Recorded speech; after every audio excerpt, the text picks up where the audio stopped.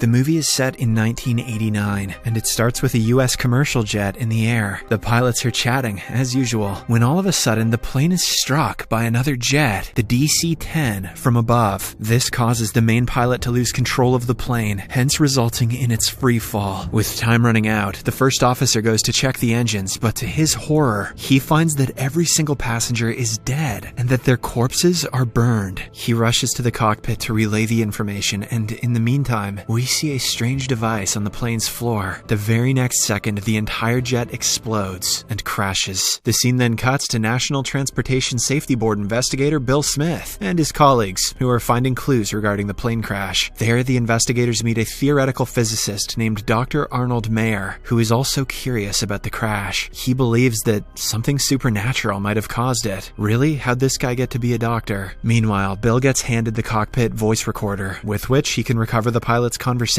from while they were in the air. Afterward, he, along with other investigators, goes to meet the air traffic control officer Jans. After a bit of questioning, Jans reveals that he and 3 others were handling 40 flights and were very tired at the time of the accident. However, the strange thing is that when he looked away from the control screen for a second, he saw the DC-10 plane appear out of nowhere. Jans claims that he did inform the pilots to turn away, but by that time, disaster was imminent. As he says this, he starts crying, so Bill and the others leave him be. Friggin' little baby. Shortly after, Bill heads to the airport hangar, where all the remains of the plane have been kept. There, he notices the ticket agents handing out coffee, including an attractive woman named Louise Baltimore. He calls her and asks for a cup of coffee, but she mysteriously runs off after seeing him. Bill ignores the strange occurrence and sits down to listen to the cockpit recordings. A while later, Louise finally brings him and the others their coffee. The two seem attracted to each other, and after she leaves, Bill notices something odd while listening to the audio. He hears the first officer yell that the passengers had already died and were burned before the plane crashed. However, the investigation shows no evidence of a fire before the crash. This confuses all of the investigators, and they conclude that the first officer might have said that out of fear and shock. After this, Bill enters the gymnasium, where the dead bodies and their personal belongings are being examined. The lead examiner shows Bill a digital watch that somehow is moving backward in time. In addition, the examiner brings out 2 other watches also moving backward, further adding to the confusion because all 3 of them couldn't be broken at the same time. Later, Bill is seen answering questions from reporters in a press conference. Dr. Arnold also shows up and pressures him by asking if the team has found any unusual phenomena from the crash site. However, Bill doesn't answer the question and says that it is confidential information. After the press conference, he decides to go to his hotel, and on the way, he bumps into Louise. Bill invites her for a cup of coffee, but she proposes they go out for dinner instead. I guess they skipped a few more steps because the scene then cuts to the 2 in bed. After Bill falls asleep, Louise sneaks into the bathroom. Then she calls the room service to cancel Bill's 6:30 a.m. wake up the next day. The next morning, Bill is frustrated as the hotel didn't wake him up. Louise says that this might be fate, and for some reason tries to convince him to not go to work. However, Bill says the investigation is very urgent. He then leaves the room only to return back in a few minutes after remembering he left something behind. But, to his surprise, he cannot find Louise anywhere and assumes she has run off. In the afternoon, during a meeting, Bill calls up the ticket agency and asks for Louise. However, the company is not able to find that name in its records. This makes him believe that she was lying about her identity. At night, Bill is in the hangar even after closing time, looking at all the plane remains. Suddenly, he hears a beeping sound and then sees a flashing red light beneath some of the rubble. Upon further investigation, it's revealed that the sound is coming from the strange device which was shown in the beginning when the plane first crashed. Bill fiddles around with the strange device when all of a sudden he gets zapped and falls to the floor, unable to move. Then 3 women wearing some sort of military outfits run up to him. Among them, one woman is Louise, who now has a completely different appearance than before. In addition, she acts and talks as if it is the first time she is seeing Bill. It is then revealed by one of the women that the device is called a stunner. We also find out they have come to retrieve it. Louise warns Bill to abandon the investigation, or else a devastating time paradox will ensue. The women then leave and walk into a bright blue light and disappear. Shortly after, Bill stands up, and in his hand is a part of the stunner which Louise failed to get. The scene then cuts into a futuristic setting, and it is revealed that Louise and the others are actually time travelers from 1,000 years in the future. Here, pollution has turned humans infertile, and humankind is on the verge of extinction. Hence, a team of the world's best scientists has sent women into the past to abduct people who are able to reproduce. The plane crashes were part of this plan, and the abductees are kept in stasis until they can be sent into the far future to repopulate the Earth. That's complicated. The time-traveling hotties probably could have just said, "Hey, you down?"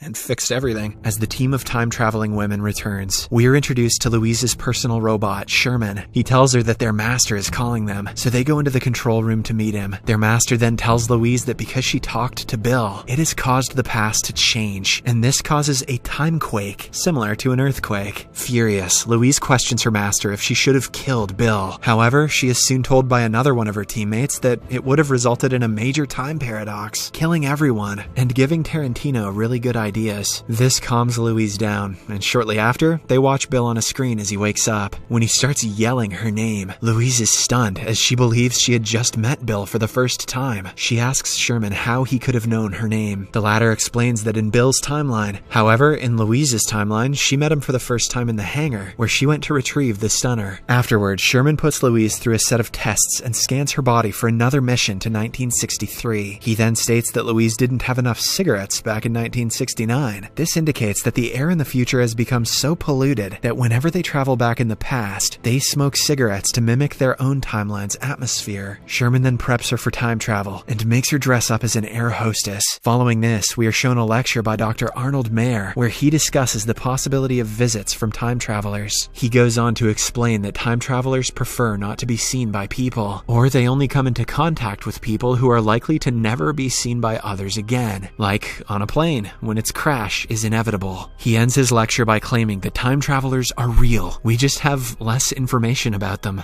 This better be a community college. Elsewhere, Louise and the others leap into the time machine and travel back to 1963, where they appear on a plane. They use the stunners to slowly take out the other air hostess and the passengers. As they do so, a man attempts to hijack the plane, which results in a time traveler getting shot. This causes her to drop her stunner, which is found by a boy. Louise then uses her stunner to kill the man. After a while, the boy tries to inform her about the previous stunner he found, but Louise puts him to sleep before he can say anything. Afterward, the entire back half of the plane goes through the time machine into the future. It turns out that the plane in 1963 was going to crash, so teams from the future are sent into the past to abduct people who will die from the impact. This way, no lives are taken, since the people who were about to die in the plane crash are the ones being taken to the future. The team then escorts the passengers out of the plane and replaces them with identical clones who are already dead. This explains the first officer's comment on the bodies being burned before the crash, as the time travelers had pre-burned the identical clones in preparation for the crash. If you predicted that plot twist, we here at Mystery Recapped owe you a cookie. After that, the master discloses that the man who was about to hijack the plane was going to shoot toward the cockpit, resulting in a crash. Hence, he orders the ladies to plant a bomb in the cockpit, so as not to alter the past, which will also prevent any paradoxes. After placing the bomb inside the cockpit, the team then gets off the plane. Afterward, the wounded time traveler says that she lost her stunner in the plane, so Louise decides to rush back to the plane and find it. However, the bomb in the cockpit has already started counting down, forcing her to get off. In the next scene, we see Louise in a council meeting with people inside large tubes, which helps them survive due to the harsh conditions of the future. The council says that the first stunner, which she lost in 1969, ended up in the possession of Bill Smith, and the second one, which she lost in 1963, will eventually end up in the hands of Dr. Arnold Mayer. If he finds out what it can do, he might be capable of figuring out how it works, and might unveil the truth about time travelers. So, they decide to risk another mission back to 1969, where she will meet Bill a day before he got the stunner, and prevent him from finding it in the hangar. The scene then cuts into the past, where Bill sees Louise for the first time, while he asks her for a cup of coffee. The movie plays out as it did before, and this explains why she was trying to convince Bill to not go to work previously. Before they go to the hotel, Louise does a bunch of normal activities very weirdly, like driving a car and eating a salad, as in her timeline, these things are not possible. The next day, after Bill leaves the room for work, Louise calls to be returned back back to the future, and as a result, Bill cannot find her in the room when she returns. Shortly after she returns, they experience another timequake, but this one is much more intense. Afterward, Louise and the Master observe Bill and realize that instead of investigating the crash, he is searching for Louise and the answers behind his unusual experience in the hangar. Louise then says that Bill will most probably meet with Dr. Arnold Mayer and discuss her and the stunner. Bill eventually visits Arnold, and it is revealed that the stunner lost in 1963 wound up in Arnold's possession, which set his path to investigate what caused the crash. Arnold then shows the stunner to him, while Bill also shows the part of the stunner that he found in the hangar. Unbeknownst to both of them, Bill is actually in the possession of the stunner initiator. It is then revealed that Bill was also one of the passengers who boarded the 1963 plane and was the only one to survive. In fact, he is the same boy that saw the stunner and was put to sleep by Louise before he could utter a word. Meanwhile, worried that they might cause a huge paradox, Louise decides to pay Bill and Dr. Arnold a visit. Shortly after, she materializes from the future and reveals her mission to them, hoping that the two will voluntarily keep the secret. During the conversation, Arnold accidentally kills himself while reassembling the stunner with the help of Bill's initiator. Now, because Arnold was necessary for the development of the gate technology, which makes time travel possible, his death results in a time paradox that will destroy the entire future civilization. Terrified, Louise rushes to the time gate in order to get to the future. However,